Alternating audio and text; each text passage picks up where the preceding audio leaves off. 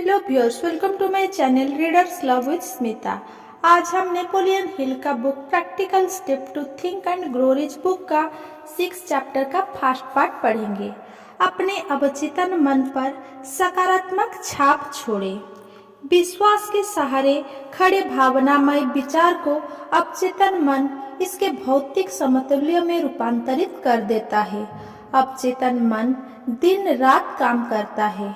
अवचेतन मन उन विचारों पर काम करता है जिनसे इसे पोषण दिया जाता है, चाहे वो सकारात्मक हो या फिर नकारात्मक। मानव मस्तिष्क के 3 मन होते हैं जिन्हें गतिविधि केंद्र माना जा सकता है: चेतन, अवचेतन और अति चेतन। चेतन मन अंदर बाहर आने जाने वाली जानकारी को फिल्टर करता है, सोचता है और तर्क करता है। यह मस्तिष्क का विश्लेषणात्मक हिस्सा है, इसीलिए इसमें ये तय करने की शक्ति होती है कि कोई जानकारी सच्ची है या झूठी। इसे मान्यता के रूप में स्वीकार किया जाए या अस्वीकार कर दिया जाए। चेतन मन अवचेतन मन से उठने वाली भावनात्मक इच्छाओं से उबरने की इच्छा शक्ति भी प्रदान करता है। अवचेतन मन सारी इंद्रियात्मक जानकारी को दर्ज और वर्गीकृत करता है, जिसे उसी तरह दोबारा निकाला जा सकता है जैसे किसी फाइलिंग कैबिनेट में से पत्र निकाले जाते हैं। भावनाएं यही पल्लवित होती है।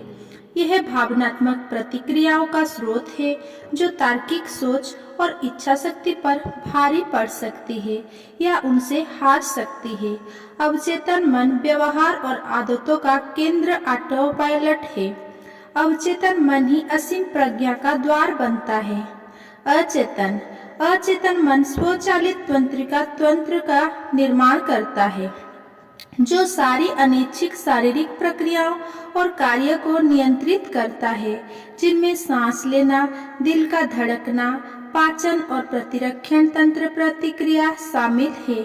गहन सम्मोहन या ध्यान के जरिए इंसान अचेतन मन को प्रभावित कर सकता है, जैसा ब्लड प्रेशर, हृदय की धड़कन और दीर्घकालीन दर्द को रोकथाम संबंधी प्रयोग में नजर आता है।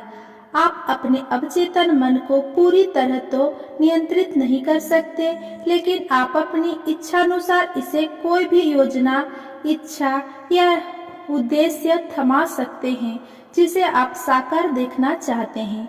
अवचेतन मन सबसे पहले उन प्रबल इच्छाओं पर काम करता है जिनके पीछे विश्वास जैसे भावनात्मक आवेग का सहारा होता है। असीम प्रज्ञा का द्वार। अवचेतन मन दिन रात काम करता है। ये किसी व्यक्ति की इच्छाओं को उनके भौतिक स्वरूप में बदलने के लिए असीम प्रज्ञा की शक्तियों का सहारा लेता है। इसके अलावा ये हमेशा उन सबसे व्यवहारिक साधनों का इस्तेमाल करता है जिनसे वह उद्देश्य शामिल किया जा सकता है। अवचेतन मन ही सीमित मन और असीम प्रज्ञा को जोड़ने वाली कड़ी है। इसी में वह रहस्यमय प्रक्रिया निहित होती है जिससे मानसिक आवेग रूपांतरित होते हैं और उनके आध्यात्मिक समतुल्य में बदले जाते हैं। यही वो माध्यम है जिसके जरिए प्रार्थना स्रोत तक पहुंचाई जा सकती है, जो प्रार्थना का जवाब देने में सक्षम होता है। अवचेतन मन से जुड़े सृजनात्मक प्रयास की संभावनाएं विराट, अबूझ और आश्चर्यजनक है। अवचेतन मन ही सीमित मन और असीम प्रज्ञा को जोड़ने वाली कड़ी है। उचित विनम्रता और हीनता की भावना के बिना मैं कभी अवचेतन मन पर बातचीत शुरू नहीं करता हूँ। इसका कारण ये है कि इस विषय पर ज्ञान का पूरा भंडार बहुत ही सीमित है, जो अफसोस की बात है। अवचेतन मन सोचने वाले मन और असीम प्रज्ञा के बीच संचार का माध्यम है। ये तथ्य अपने आप में एक ऐसा विचार है जो इंसान की तर्क शक्ति को लगभग पंगु बना देता है। सभी 17 कदम उठाएं। जब आप अवचेतन मन के अस्तित्व को वास्तविक मान लेंगे और अपनी इच्छाओं को उनके भौतिक या आर्थिक समतुल्य में साकार करने के साधन के रूप में इसकी संभावनाओं को समझ लेंगे, तो इसके बाद आप ये भी समझने लगेंगे कि अवचेतन मन 17 कदमों के लिए पूरी धुरी की कील जैसे कैसे बनता है। खास तौर पर आप ये बातें समझने लगते हैं, जो भी चीज बनी है वो हर चीज विचार आवेग के रूप में शुरू होती है। जैसा कदम 1 में बताया गया है, कोई भी चीज तब तक नहीं बन सकती जब तक कि पहले वो विचार रूप में ना आ जाए। हर उल्लेखनीय उपलब्धि मनचाही चीजों के लिए इंसान की प्रबल इच्छा से शुरू होती है, जैसा कदम 5 में बताया गया है। आप ये भी समझेंगे कि इच्छाओं को स्पष्ट बनाना और लिखना क्यों चाहिए। आत्म सुझाव की प्रक्रिया के जरिए अवचेतन मन पर सकारात्मक छाप बनाई जा सकती है और इसे विश्वास का संबल दिया जा सकता है, जैसा कदम 6-8 में स्पष्ट किया गया है। कल्पना की मदद से विचार आवेग को योजनाओं में बदला जा सकता है। नियंत्रित कल्पना का इस्तेमाल योजनाएं या उद्देश्य बनाने में किया जा सकता है, जो इंसान को उसकी मनचाही वस्तु के संग्रह या लक्ष्य की प्राप्ति की ओर ले जाता है। अगर आप किसी योजना या उद्देश्य को अवचेतन मन तक पहुंचाना चाहते हैं, तो यह जान ले कि उसके साथ विश्वास का मिश्रण केवल कल्पना द्वारा ही किया जा सकता है। आपको अवचेतन मन के निर्देशों पर लगन से अमल करना चाहिए, जैसा कदम 17 में बताया गया है। अवचेतन मन के स्वैच्छिक इस्तेमाल के लिए सभी 17 कदमों के समन्वय और अमल की जरूरत होती है। अगर आप पहले प्रयास में सफल ना हो तो हताश ना हो, धैर्यवान बने, लगनशील बने। आपको अब तक विश्वास पर विजय पाने का समय नहीं मिला है। नकारात्मक विचार से सावधान। याद रखें, आपका अवचेतन मन अपने पास मौजूद विश्वास और जानकारी के आधार पर काम करता है, चाहे आप इसे प्रभावित करने की कोशिश करें या ना करें। ये खाली नहीं बैठ सकता।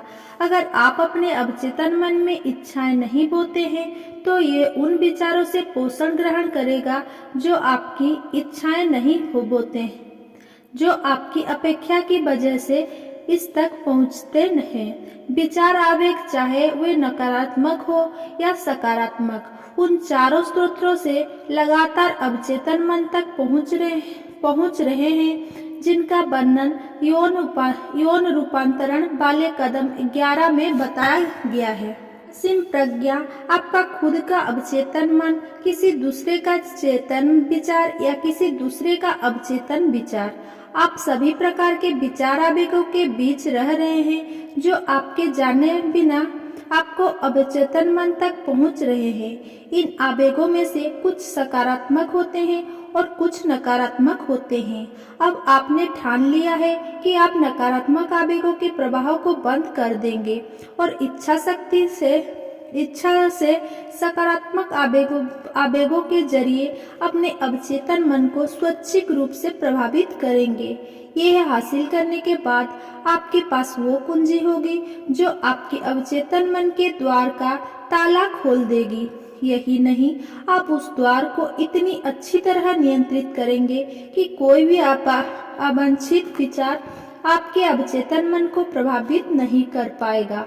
आप सभी प्रकार के विचार आवेगों के बीच रह रहे हैं, जो आपके जाने बिना आपके अवचेतन मन तक पहुंच रहे हैं। मेरे साथ जुड़े रहने के लिए मेरे चैनल को सब्सक्राइब करें। अगर आप मेरा वीडियो पसंद आया हो तो मेरा वीडियो को लाइक कमेंट